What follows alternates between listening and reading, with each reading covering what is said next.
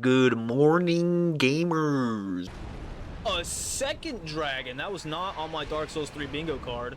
We have another Dark Souls video. Today we're going to talk about Dark Souls 3 combat, which I think is going to be super fun. Again, this should be the final video in a series of 3 videos about why I think Dark Souls 3 is the best of this series. We already talked about world building and lore, and how the games do their jobs, kind of in terms of the world building and how it leads to the final decision. And in the last video we talked about locations, what I thought were the best locations, the worst locations, which ones were annoying, which ones were the least annoying, stuff like that, and the DLCs. So now we can hop into some really fun stuff, which is combat. This is going to be about why Dark Souls 3, I think, has peak combat, and to support that, we're going to talk about speed, basically the speed of combat, weapon skills, magic and Estus Flasks, and of course, boss fights. So if you guys are interested in that, please continue watching, and I thank you guys all for being here. Let's hop right in. No way!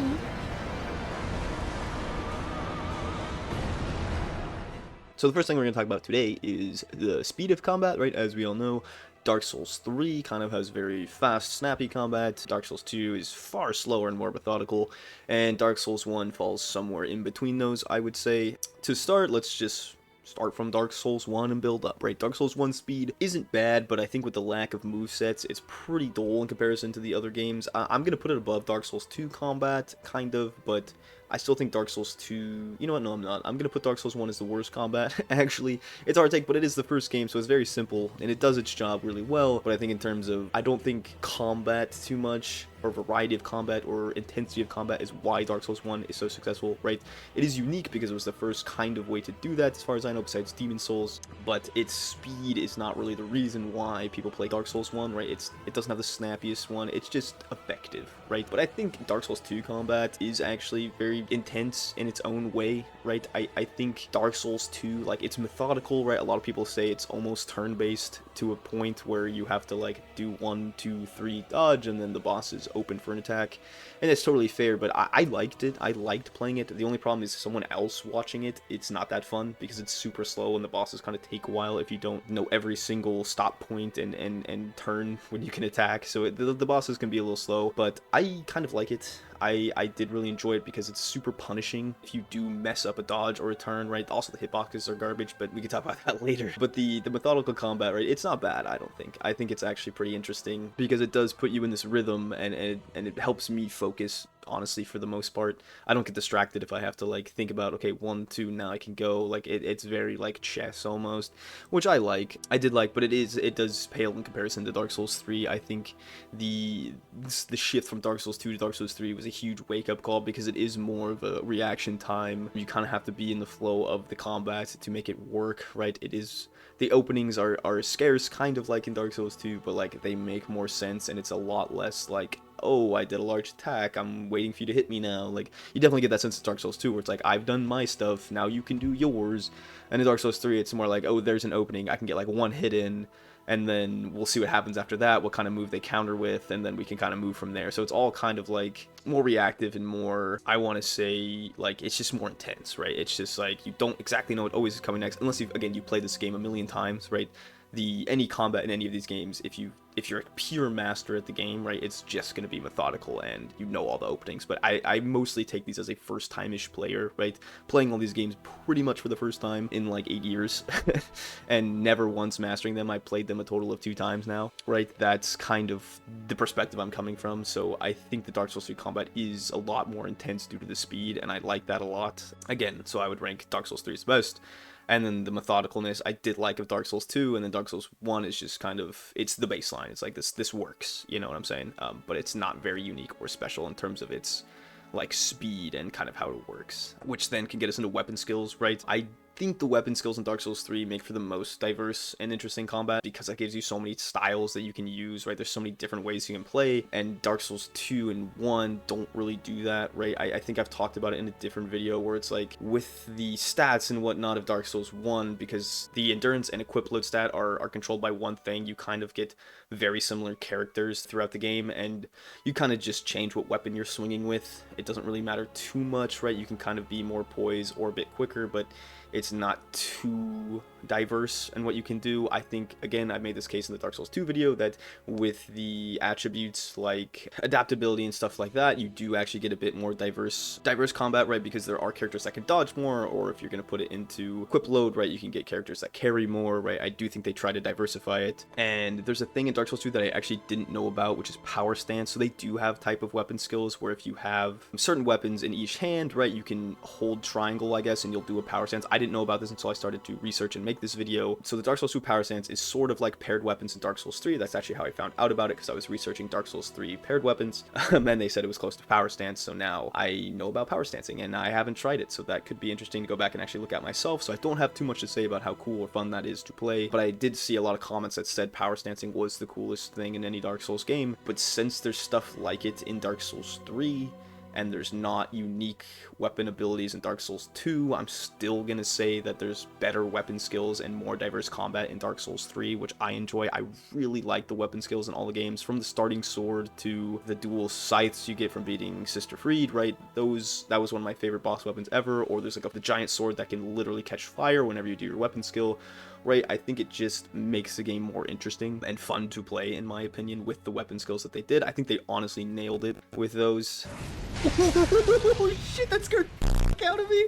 All I saw was him flipping through the air. Holy fuck. But again, I haven't played the Dark Souls 2 power stance, so I don't know exactly how fun that is, but it just seems a way to be overpowered in the game if you do it right, more so than like an interesting, diverse way to play. So that's what I'm saying about weapon skills. Again, I think they did a really good job. I'm excited for Elden Ring stuff because I think there's even more customization you can do with it. So I'm gonna be really excited when I play that game. I really want to see what you can do. Again, I haven't really watched anything about it, so I don't know much about Elden Ring. So that'll be really fun when I hop into it. Pretty much first time I don't know anything about the game, so that'll be fun. But in terms of weapon skills, I think Dark Souls 3 nails it. So we can move on to magic and Estus Flasks. I think because Dark Souls 3 added the second Estus, the Ashen Estus Flask, to change the magic to a bar instead of spell count. I think spell count really limited your magic use, right? I know it's very similar because essentially you have a certain amount of magic that you can use per spell, right? Because each one takes a bit of the bar, so you have a certain amount you can use.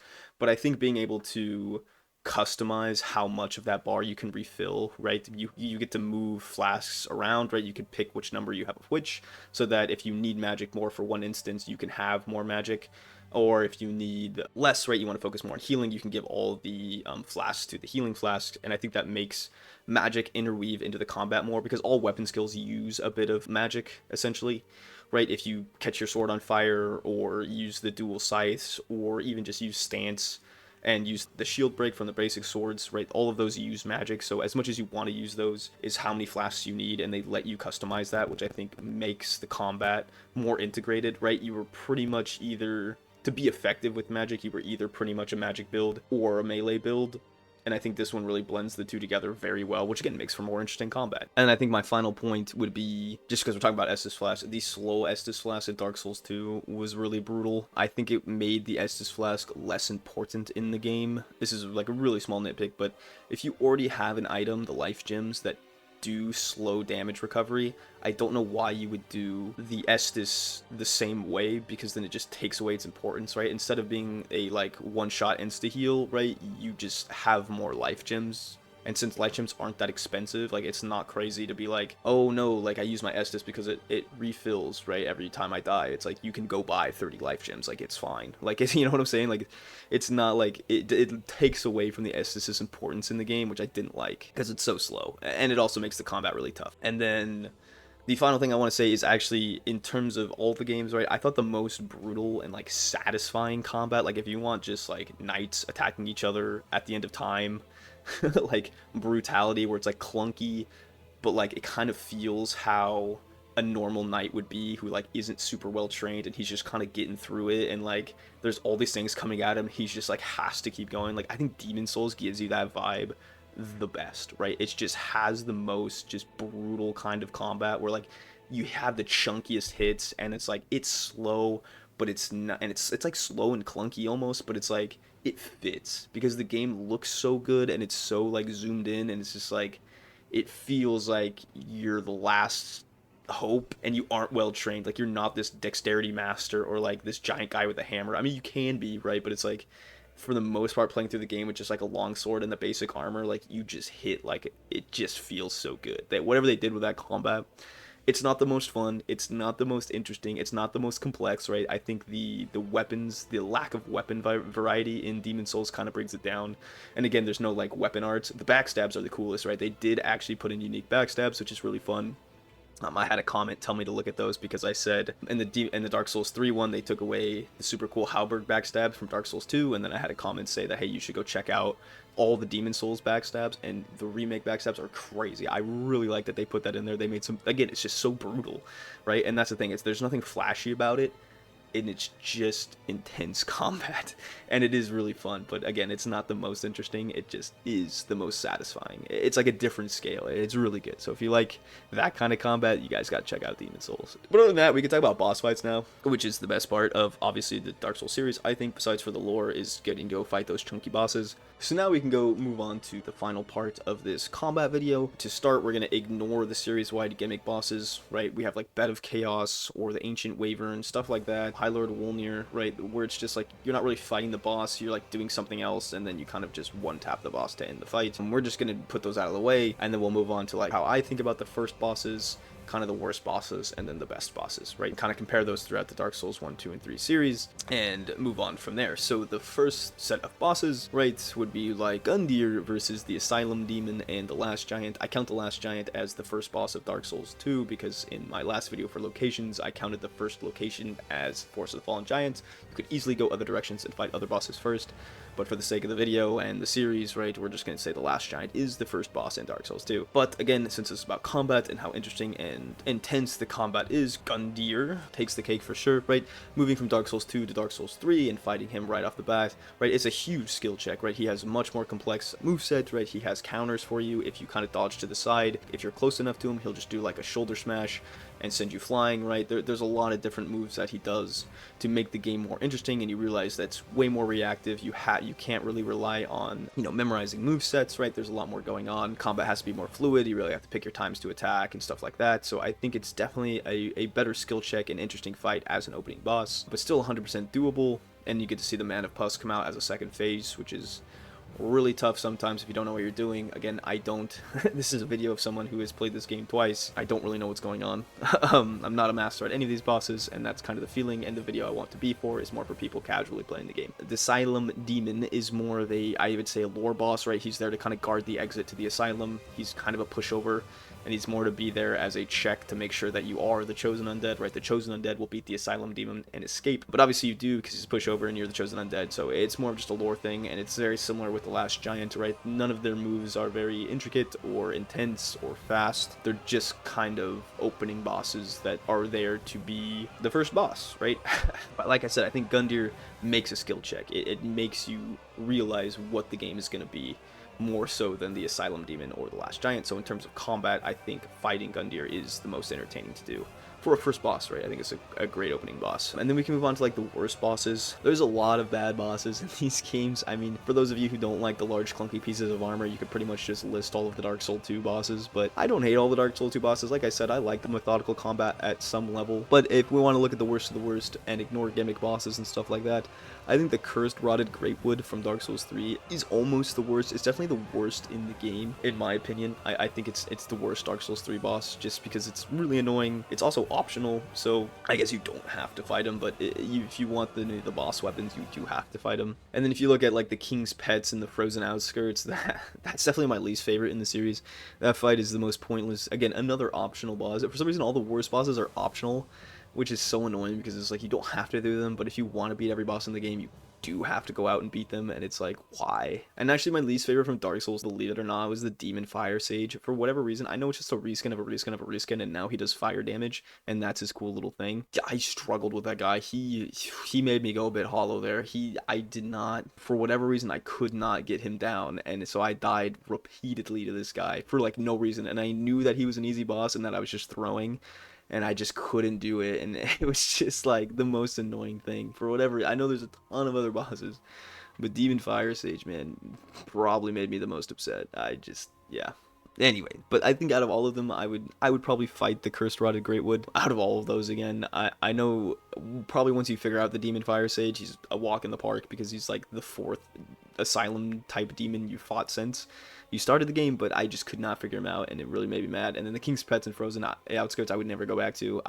If I even play Dark Souls 2 again, I will not go back there, knowing what's out there and that it's a whole bunch of nothing. It's just a really stupid duel fight. I would probably take the Cursed Rotted Greatwood out of all of them. In terms of being able to fight, I think I would take the Cursed Rotted Greatwood because you can still function, I think, in that arena. The King's Pets and Frozen Outskirts, I feel like it was just an absolute shit show. Like, it was just like, it's not fun. It's just not. I'm sorry. It's just, I don't even know what scale to put it on. It's just awful. So like, I can't put that above anything else. And then Demon Fire Sage, it's such a small collapsed area with a boss that does AoE, makes it not fun. So again, like, it's just being able to play the game. I guess you can play the game in Cursed Rotted Greatwood, which is why I would rank the worst boss of Dark Souls 3 over the worst bosses in Dark Souls 2 and 1, just because you have a bit of space to move and play.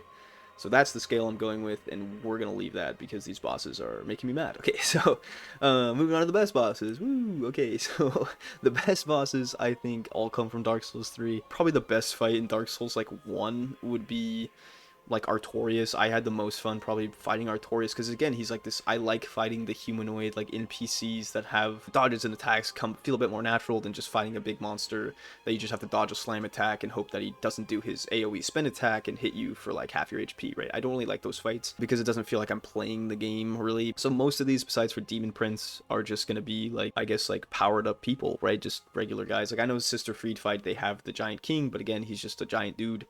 Osiris, kind of the same thing. He's just a normal dude, but he's kind of mixed with some dragon, but I wouldn't say he's a giant dragon type attack. He's more like Vorth. And then Gale, of course, the most epic fight in all of the games, right? It's tough for me to say it's better than Sister Fried because I really like the Sister Fried fight in terms of the lore and everything that's going on and like getting the fire back to that world, the whole like prophecy behind it all, and there's all this stuff going on. Like, it's crazy fight and I love it. Gale, though, you can't really top the end of the world. Like, just two dudes fighting at the end of the world to repaint a new one, right? That's the whole point, is you go to the end of the world to fight Gale, who's consumed basically all of the Dark Souls so that he can finally get the pigment, right? And he finally realizes that he has it, but he's gone absolutely mad, so then you have to kill him to bring the pigment back so that, again, a world can be repainted. Those two fights are just peak. Hard to pick one over the other. The Demon Prince, again, I like that fight a ton just because of where it takes place on the Dark Souls 1 Firelink Shrine arena, and it's kind of the end of the demon line, which I think it's a crazy touch to put in. Really cool fight, lore wise. I think moveset wise, like, it's just an epic, like, that's, I think, peak kind of giant monster fight, is that it's 100% doable, right? And you're not really getting, you can get one tapped, but it's not like an AoE one tap unless you're doing like the bullet hell kind of one version. If you do the other version that does like the hyper beams, like if those hit you, they do hit like trains, but like I feel like it's easily dodgeable. And then his other attacks that are AoE might do like, you know, less than half. Like, you can definitely tank a lot of his hits. So I felt like he was very doable, but also insanely epic at the same time. So it was like well worth that fight. If you look at the base game, I think Lothric Princes, I know Osiris is base game, but Lothric Princes I think was my favorite like kind of base game fight because I think they're like the teleporting, the giant attacks that they do, right? The fact that they heal each other is really cool. Like, I know it can get kind of annoying, but I kind of beat it in the first 2 or 3 tries. Like, it's not like too bad, right? It's not like he heals everybody to full and you have to kind of start all over again and make sure you get the timing perfect, or else you have to do it all over again. Like, I think they did a good job of, like, he's supposed to come back a couple times. Unless you really know what you're doing, it can get it right. But other than that, right, he will slowly die, like after 2 or 3 times that you down his brother, right? And I think it's fast enough to be fun, and with the teleporting, it's like a reaction time deal too, and then his big hits hit hard, but he doesn't do them all the time. Like, I think it's just a really good fight, and it's fun. I think they really peaked in the Dark Souls 3 bosses with Gale and the Demon Prince and Lothric Princes and Sister Fried and stuff like that. So that's what I want to talk about for bosses. Not much more I could say. I think like the boss fights and stuff like that and the combat is what makes me want to play Dark Souls 3 the most again, right? And I've already said many times before, I don't really like to replay games or even do New Game Plus, but like out of the games, Dark Souls 1, 2, and 3, Demon Souls, and Bloodborne, right, the most that I want to play again is Dark Souls 3. And I think that's a huge thing for me when I rank these, is that, like, which one do I want to play again? Which one do I want to pick up, start from zero, and run through all these bosses again, right? And I definitely feel the best about Dark Souls 3. Like, I want to go and redo some of these fights more so than in the first game, where I feel like it would be, I would more want to run through the game than I would want to fight the bosses and do that stuff and deal with the combat. Like, it's just not as interesting to do, and I feel like I'm gonna get caught up on some bosses and be like, this is a drag. While in Dark Souls 3, even if I get caught up on a boss, like, I think it's gonna be interesting to get through it again, and that's kind of why I like the combat in Dark Souls 3, and one of the big reasons why I think it makes Dark Souls 3 the best is because it's so interesting and diverse. There's so many different ways I can combat these different bosses that I want to see different ways that I can beat them. But I feel like in Dark Souls 1 and 2, like, the ways you can go about doing that for some of those bosses aren't a ton, right? I think you're kind of supposed to do things a certain way in those. I think there's less ways to get things done, which means I less want to play it because I feel like I'm just going to end up doing the same thing again, right? Because at some point, until you're really, really good at the game, you have to kind of play a certain way to get through the game. And I feel like with Dark Souls 3, even though I'm not the best at it, like, there's so many different ways I could still feel like I could get through it. And that's replayability for me is a big thing. So that's all I have to say for combat. Hopefully this rounds out the other two videos on why I think Dark Souls 3 is the best, right, in terms of combat. Its speed makes it the most intense and fun. With the variety of weapon skills, right, you have a lot of different ways to play, which I love. And with the magic and Estus, right, it really makes magic blend into the melee combat, and it kind of, even though you have this other flask, like, and you do a melee builds, like if you do pure melee build, like with this other flask, because skills use magic, right, it's not a complete write-off, right? They even made the item useful for melee builds, and of course especially important for magic builds, but they blend together so well that there's so many different ways to play, which is what I love about it.